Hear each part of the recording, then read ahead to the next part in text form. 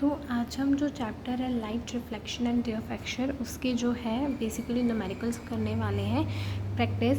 तो figure shows an incident ray and the normal on a plane mirror. Incident ray क्या है, ये है, और ये नॉर्मल प्लेन मिरर है and the angle which the incident ray makes with the mirror. अब incident ray ये है और मिरर के साथ यहाँ पे फिर क्या हो जाएगा, एंगल बनेगा कितने का, तो यहाँ पे 30 डिग्री का एंगल बनेगा। Find the angle between incident and reflected ray. तो एंगल जो है इंसिडेंट रे और रिफ्लेक्टेड रे के बीच में क्या होगा, फाइंड द इंसिडेंट रे नहीं बोला है, एंगल इंसिडेंट एंगल नहीं बोला है और ना ही रिफ्लेक्टेड एंगल बोला है। इन दोनों के बीच का जो एंगल है वो मतलब ये फाइंड करना है। अब ये देखो ये क्या है, यहाँ आपको पता है ना कि ये 90 डिग्री होता है, ये 90 डिग्री होगा, तो 90 में से 30 माइनस कर दो, यू नो दिस कि 60 डिग्री आ जाएगा। फिर ये 60 डिग्री आ गया तो angle of reflection angle of incidence always equal होता है, ये 60 डिग्री आएगा। इन दोनों के बीच का एंगल क्या बनेगा, फिर 60 प्लस 60 120 डिग्री। क्लियर है, तो ये आंसर आएगा। फिर है if the object lies symmetrically and the number of images, if the object lies symmetrically and the number of images formed are 9।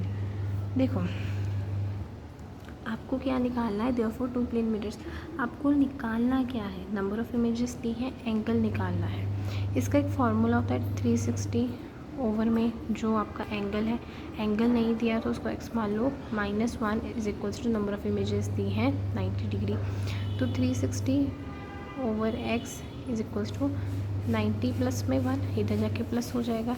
तो देखो 360 over x is equals to कितना हो जाएगा, यहाँ पे 9 है, सॉरी 9 है, तो ये हो जाएगा 10। अब देखो 360 तो सही थे, है ना, ये उधर जाके मल्टीप्लाई हो जाएगा, अब ये मल्टीप्लाई हो रहा है, इधर जाके क्या हो जाएगा, डिवाइड हो जाएगा, इज इक्वल्स टू एक्स, ये कैंसिल हो गया। 360 इज इक्वल्स टू एक्स, मतलब कि एंगल क्या होना चाहिए, 36 डिग्री। अब है number of images, find the number of images when has two plane mirror are incident at an angle 90। देखो 360 वाला फार्मूला सेम वही, एंगल आपको दे रखा है 90, -1 इज इक्वल्स टू, तो वो नंबर ऑफ इमेजेस आ जाएंगी। अब क्या होगा, यहाँ से मल्टीप्लाई करोगे 360 माइनस 90 ओवर में 90 इज इक्वल्स टू दिस। 360 में से 90 माइनस करो तो 270 होता है, यहाँ पे 90 ये कैंसिल हो जाएगा और ये 1 पे ये 3 पे, तो नंबर ऑफ इमेजेस क्या बनेगी, 3। क्लियर है। If the object is at distance of 0.5 metre in front of a mirror, आपको पता है कि प्लेन मिरर में क्या होता है कि अगर ऑब्जेक्ट का डिस्टेंस क्या है 0.5 मीटर, सामने है तो वर्चुअल पीछे क्या होता है 0.5 मीटर ही होता है। डिस्टेंस बिटवीन द ऑब्जेक्ट, ये ऑब्जेक्ट है एंड इमेज पीछे बनेगी प्लेन मिरर में, बिटवीन द इमेज, इन दोनों के बीच का डिस्टेंस निकालना है। कैसे निकालोगे ज़रा, डिस्टेंस इन दोनों के बीच का 0.5 प्लस 0.5 कर दोगे 1 0 1 कैरी 1, तो 1.0 मतलब 1 मीटर हो जाएगा। क्लियर है। फिर क्या है, the focal length of the spherical mirror of the radius, radius दे रखा है, आपको पता है कि फोकल लेंथ जो होती है वो 40/2 होगा। कैसे, क्योंकि फोकल लेंथ जो होती है वो रेडियस बाई 2 होती है, तो ये 20, तो फोकल लेंथ आ जाएगी आपकी 20 सेंटीमीटर। उसके बाद है ना, object is place 20 centimetre in front of a plane mirror. ठीक है, तो एक ऑब्जेक्ट है जो कि प्लेन मिरर के सामने 20 सेंटीमीटर है, इमेज पीछे भी 20 सेंटीमीटर की बन जाएगी, पता है। अब मिरर को 3 सेंटीमीटर आगे मूव किया है, 3 सेंटीमीटर आगे मूव किया है, मतलब कि अब यहाँ पे डिस्टेंस 17 है और यहाँ पे भी 17 होगा। अब डिस्टेंस फाइंड करना है position of the original and the final images. पहले इसको प्लस करोगे 14 बन जाएगा, इसको प्लस करोगे तो 14 और 34 बन जाएगा, है ना। अब इसमें से माइनस कर दो 40 34, ये 6 आ जाएगा, है ना, और यहाँ पे कुछ भी नहीं, तो डिस्टेंस कितना आ जाएगा 6। इजी था। उसके बाद देखो, a ray of a light strikes in a plane mirror P Q at an angle of incidence is 30। यहाँ पे ना 2 मिरर्स की बात होगी, angle of second plane mirror. तो मान लेते हैं कि एक प्लेन मिरर कुछ ऐसा है, लेट्स सपोज कि ये एक प्लेन मिरर है और ये क्या है, दूसरा प्लेन मिरर है।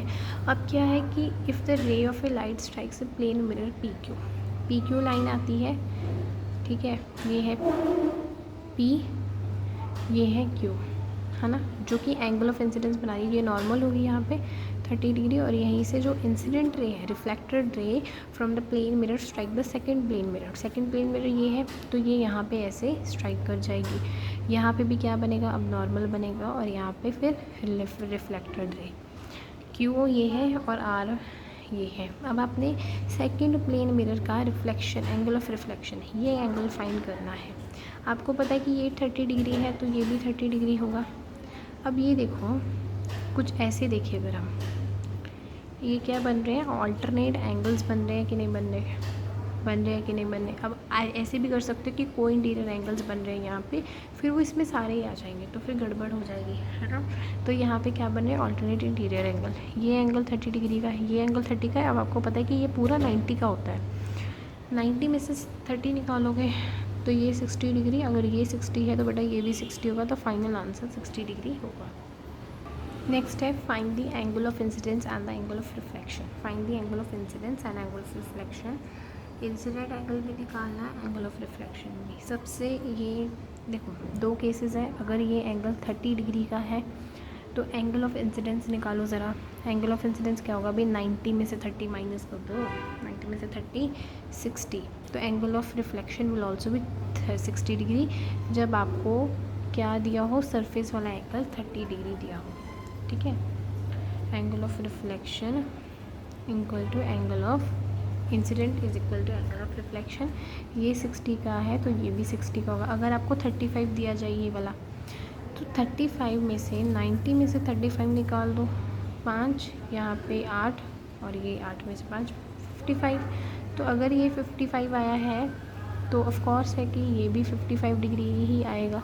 दोनों अलग अलग केस है, एक में 30 डिग्री दिया हुआ है, एक में 35 डिग्री दिया है। The angle of which find the angle, यहाँ पे फाइंड नहीं आएगा। The angle of which ray like strikes reflective plane is 56।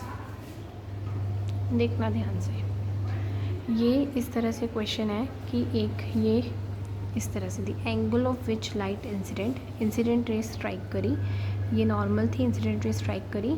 The reflective plane surface, reflecting plane surface, incident ray जो है और रिफ्लेक्टिव प्लेन सरफेस तो ये है। तो इंसिडेंट रे, ये देखो रिफ्लेक्टिव प्लेन सरफेस और इंसिडेंट रे के बीच में एक एंगल बन रहा है जो कि 56 डिग्री का है।